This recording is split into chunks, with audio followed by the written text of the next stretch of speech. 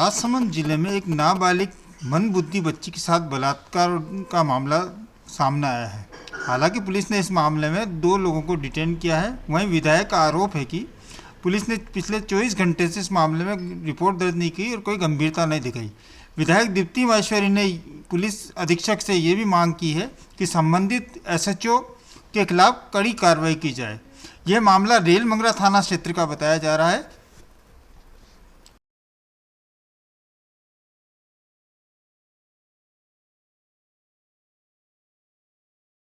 परसों रात को जो वारदात हुई उसके बाद कल से थाने में रेल मंगरा थाने में बैठे हुए और इस बच्ची के परिवारजन वहाँ पर एफआईआर दर्ज कराने के लिए बैठे और छोटा मामला नहीं, रेप केस के मामले में। तो अगर हम रेप को मतलब ऐसे तो आप लोग कोई आपके किसी उसको हवलदार को भी अगर कोई व्यक्ति कुछ बोल देता है तो सीधा आप अंदर डालते हो। रेप केस के मामले में डालते हो आप, ये हम लोग सब बर्दाश्त करते हैं।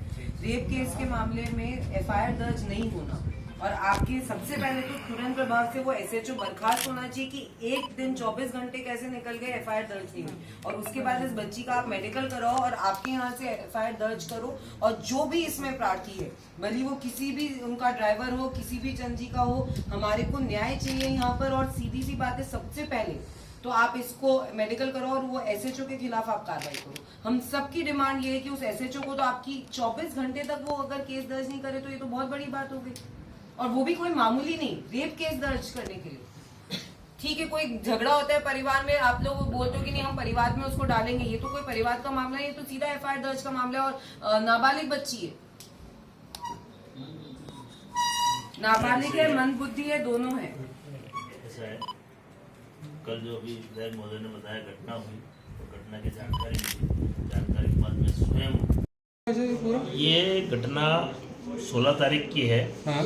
और कल जिस तरह से संज्ञान में आया हमारे, और सुबह मालूम चला कि फिर कल पूरे दिन से भी 3 दिन से ये लोग वहाँ थाने में जाकर हमेशा बैठ रहे थे। थानेदार जी ने जहाँ मामला दर्ज करके अपराधियों को पकड़ना चाहिए थे, उस की जगह जो अपराधी है उनको बुला के समझाइश करने का प्रयास करके उन पर दबाव डाला जा रहा था। आज सुबह जब मुझे इस घटना का मालूम हुआ, तो घटना के मालूम होने के बाद मैं वहाँ गया, और जब ये लोग वहाँ इनके गांव भी नहीं रुक के जांच में चले गए, दूर रिश्तेदार के यहाँ, क्योंकि इनके ऊपर प्रेशर आ रहा था, तो कहीं न कहीं दबाव बन रहा था कि ये फैसला कर लो और पैसे ले लो या जो भी ले लो। तो इन्होंने कहा हमें पैसा लेने की आवश्यकता नहीं है, हमारे साथ जो अन्याय हुआ वो अन्याय के अपराधियों को सज़ा मिलनी चाहिए।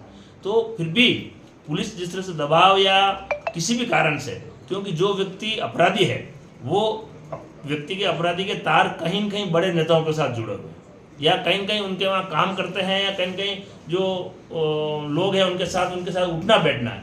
उसकी वजह से पुलिस प्रशासन ने जो देरी की वो बहुत ही मतलब उसकी निंदा जितनी करनी चाहिए उतनी करनी चाहिए।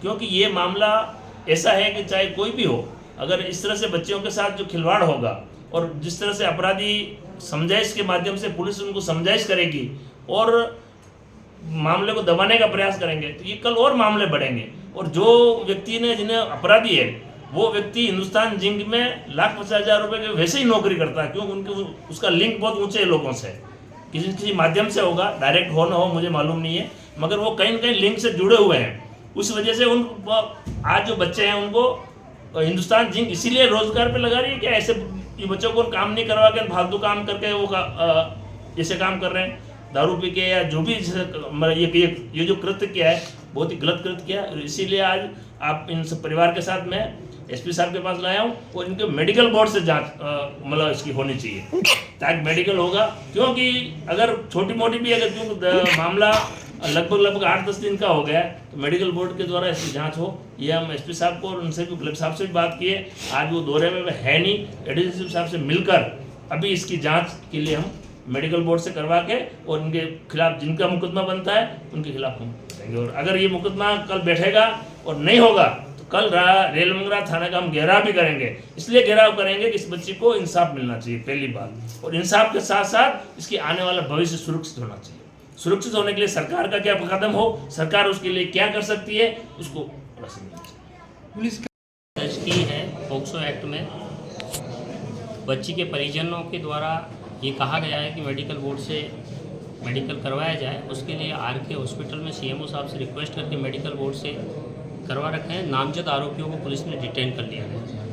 सर कितने है सर, ये कब दो लोग हैं, दो का नाम एफआईआर में जो नामजद है उनको पुलिस ने अपनी कस्टडी में ले लिया। कल का मामला एफआईआर दर्ज कर ली गई।